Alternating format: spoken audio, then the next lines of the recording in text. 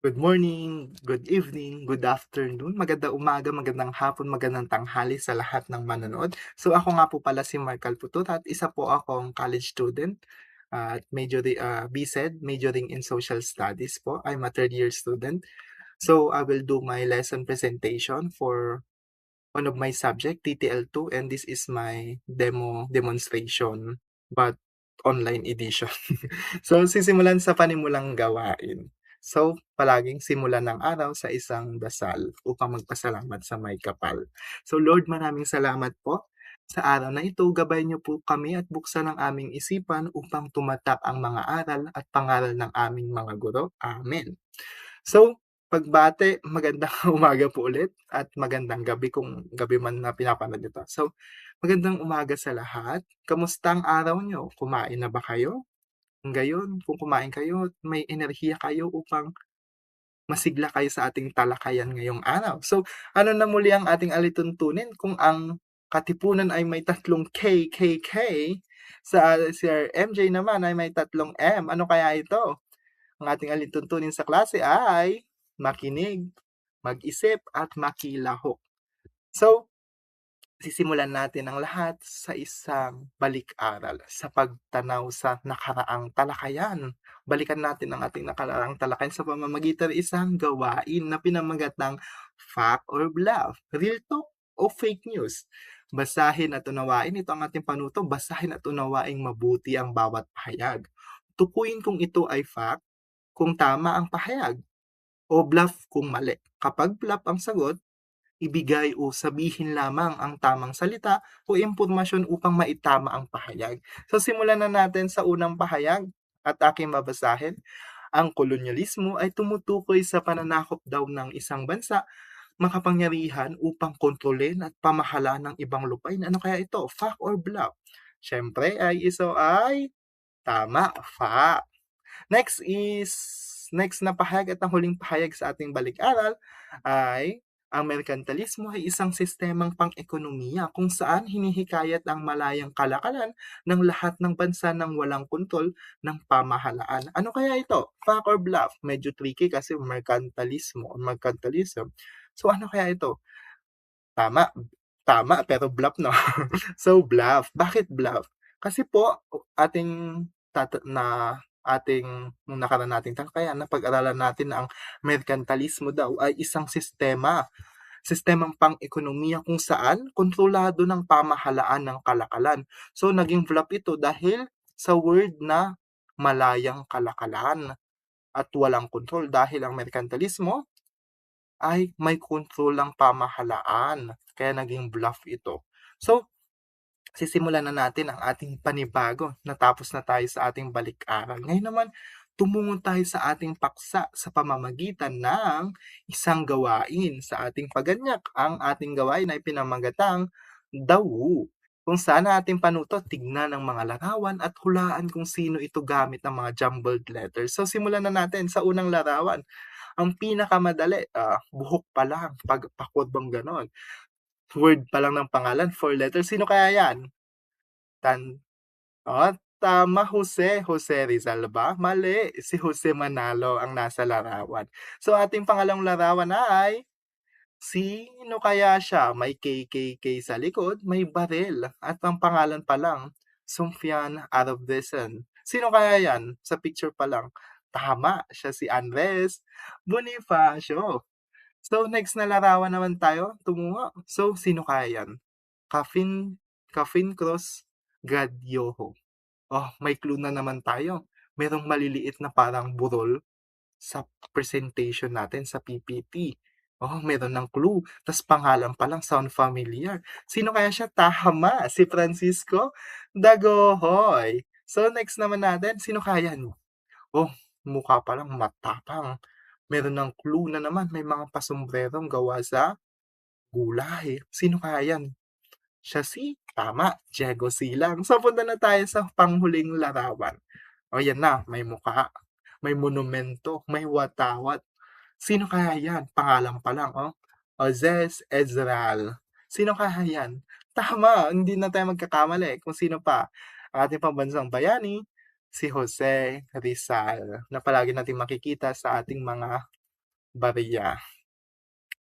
So, sino kaya o base sa mga larawan ng mga tao, sino kaya o ano nga ba ang kanilang pagkakapare-pareho?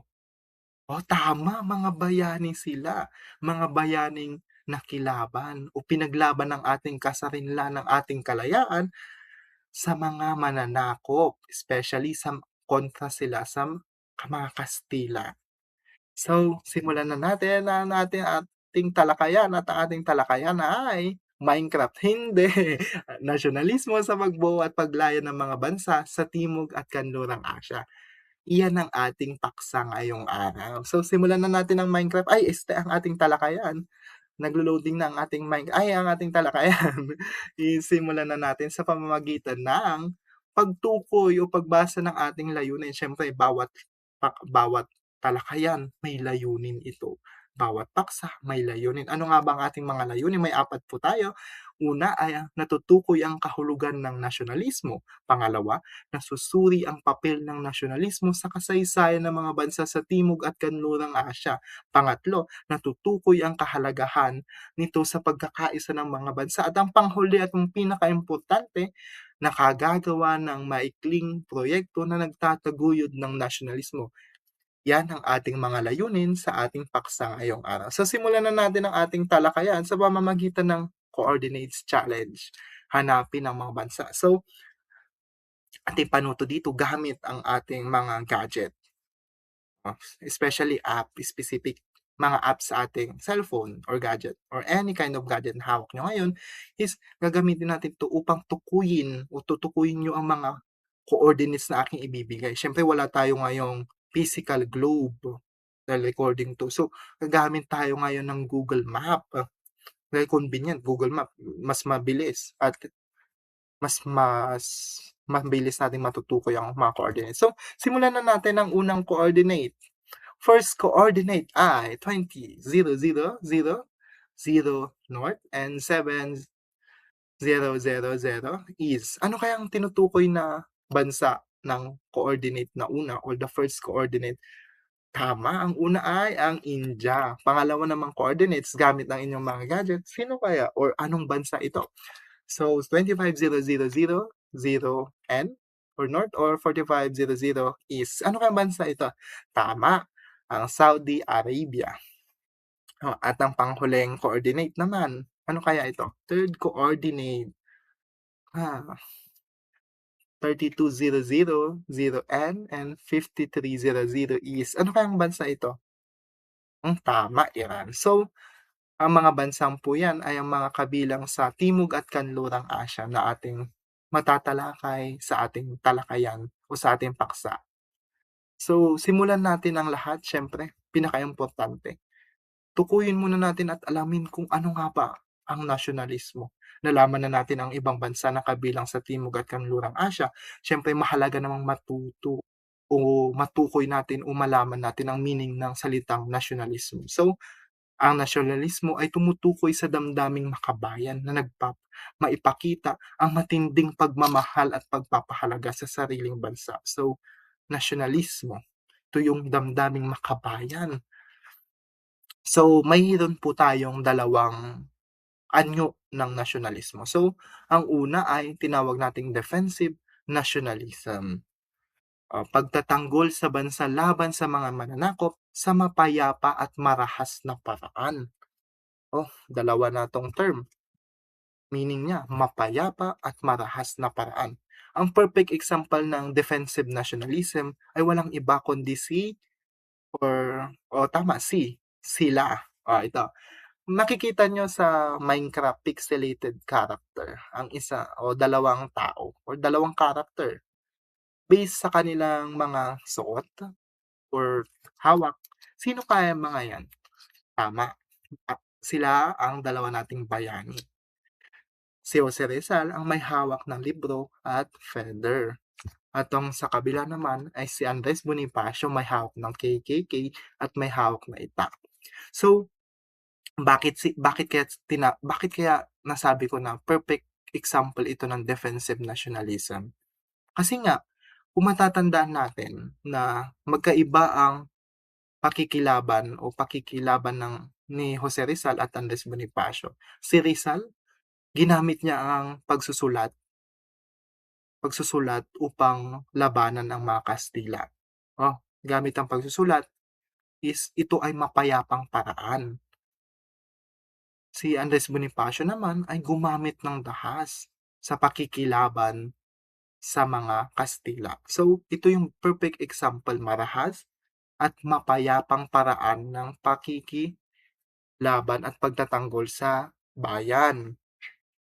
So, punta naman tayo sa ikalawang anyo, ang aggressive nationalism. Sa aggressive nationalism naman, ito naman yung pakikipaglaban sa bansa upang maging kolonya o maging dominante. Ang perfect example naman nitong aggressive nationalism ay ang Japan or the Japanese people sa panahon noon. So, bakit kaya nasabi siyang aggressive? Dahil sinakop o pinalawak ng mga Hapon ang kanilang teritoryo sa pamamagitan ng pagsakop, gaya ng pagsakop nila dati sa Pilipinas, upang mapalawig ang kanilang kapangyarihan, upang maipalaganap ang kanilang kultura. In a sense dati na ang mga Hapon ay inano nila yung sarili nilang kultura o mga kaalaman sa Pilipinas, pero hindi siya is totally na mapayapa, dahil itong aggressive kasi from word itself, aggressive siya. Sinakop nila ang Pilipinas dati sa marahas na paraan. So, yan ang ating coverage for our preliminary activity to concept 1 sa aking teaching demonstration video edition. So, sana may natutunan kayo kahit papaano. So, maraming salamat po sa mga nanonood at good evening, goodbye, and any greetings na pang goodbye po. Thank you po and goodbye po ulit.